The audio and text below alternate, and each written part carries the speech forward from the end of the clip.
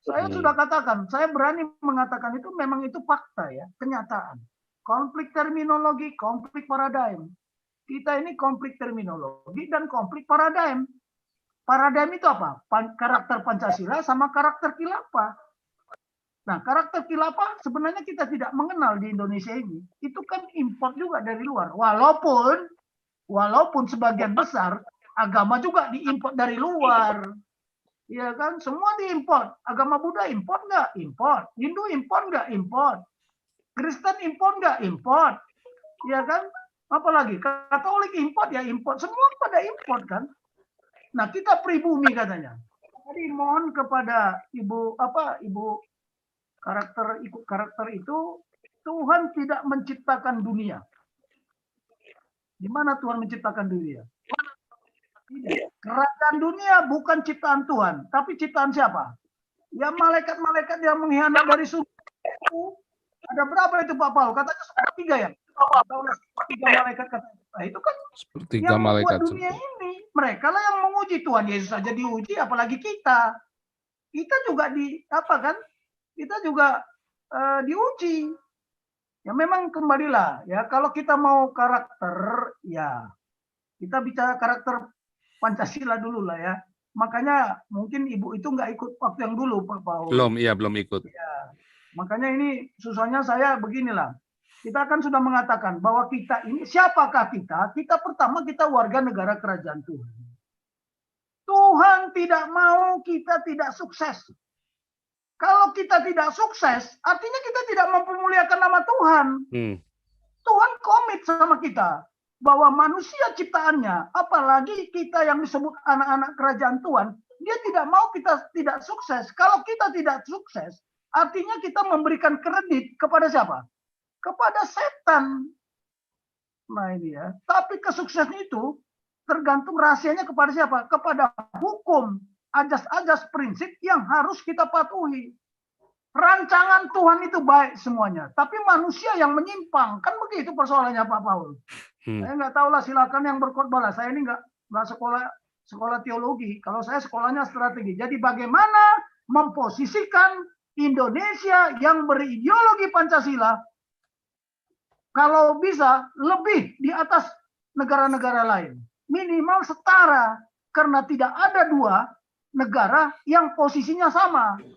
Jadi kalau kita ketinggalan ya wajar. Kenapa kita ketinggalan? Harusnya kita bertanya kembali kepada kita. Kenapa mereka maju? Ya karena mereka punya karakter kan. Ya, karena mereka punya karakter. Nanti kita bongkar lah semuanya. Saya nggak akan mungkin bisa menjawab semua ini ya.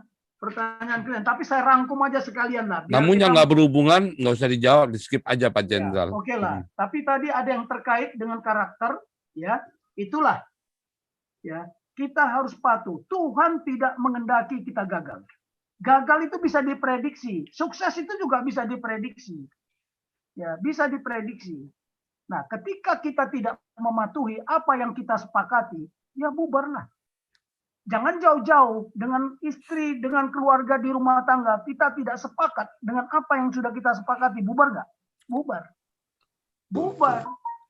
Saya buat doktrin sama anak-anak. Kamu minta apa saja, kalau makanan pasti saya siapkan. Waduh, setelah kita bikin sepakat begitu, kalau dia minta makan, Pak, hari ini makan di restoran. Waduh, nggak bisa saya lawan lagi. Kan Papa yang bilang ajarannya seperti itu. Tanya anak-anak saya itu. Wah, kita makan hari ini di sini. Kita mau makan ini. Kan Papa bilang, kalau makan kita minta apa-apa aja boleh. Kecuali kalau pakaian yang mewah-mewah, apa nggak boleh. Kalau makan boleh, nggak boleh. Boleh. Makanya saya menyiapkan apapun setiap minggu. Wah ini kalau anak-anak minta makan ke restoran sekali-sekali, ya saya haruslah. Kan bosan juga makan di rumah terus. Nah yang begini-beginilah. Kalau kita sepakat, tapi sepakat, jangan sepakat untuk tidak sepakat. Ini yang bahaya di negara ini. Kita bilang kita berpancasila, tapi ternyata enggak. Implementasinya ngawur semua. Nanti kita buktikan Pak Paul ya pada saat kita masuk ke paradigma ke-10.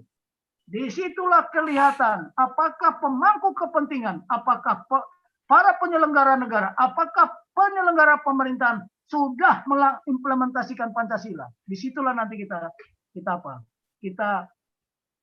buktikan dan kita sarankan kepada pemerintahan berikutnya. 2024 Ya harusnya kita bertanya, apakah pemilu atau pilkada, ya pemilihan calon presiden 2024 membawa apa? Membawa bencana atau membawa kebahagiaan bagi negara ini? Kalau iya, apa tanda-tandanya? Kalau tidak, apa tanda-tandanya? Kalau terjadi itu bagaimana yang harus kita kerjakan? Itulah strategi nanti ke depan. Kita sudah mikirkan, jangan dikira 2004 3 tahun lagi. Oh tidak. 2024 tidak 3 tahun lagi ya. 2024 bulan Januari itu sudah sibuk semuanya. Penyelenggara pemerintah, penyelenggara negara itu udah pada sibuk semuanya. Sudah mungkin meninggalkan pemerintahan, sibuk dengan partainya masing-masing kan. Nah yang begini-begini kita nggak paham. Nah kalau 2024 berarti kita menghitung mundur dari 2023 sampai 2022. 2021 mah udah lewat, Pak Paul. Kita berada dalam keadaan situasi konflik terus. Apakah pertanyaan nanti 2022 tidak berlanjut konflik ini? Apakah 2023 sudah siap, sudah siaga?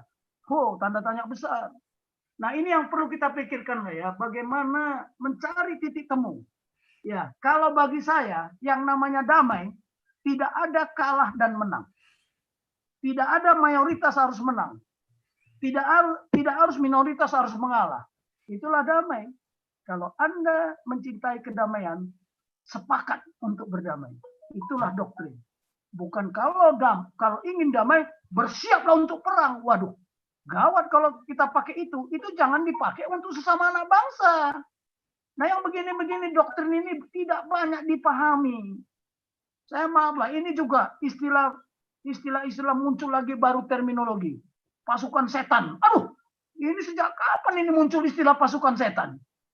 Nah yang begini-begini ini paham nggak? Hati-hatilah mengeluarkan statement itu berbahaya. Nanti datang KKB, kami pasukan Tuhan. Nah terus gimana? Bingung lagi kan. Jadi konflik antara statementnya, padahal harusnya tidak demikian. Saya tadi berdiskusi banyak sama rekan-rekan saya jenderal yang sudah pensiun. Ini gimana, Bing? Nah iyalah, kalau pendekatannya pendekatan kekerasannya repot lah. Harusnya pendekatan kebudayaan. Ya. Nah, pendekatan kebudayaan. Pengalaman saya dulu di tim-tim, saya melindungi rakyat di sana, ya, mengayomi rakyat dengan pendekatan kebudayaan. Mereka makan sirih, saya ikut makan sirih, ya kan?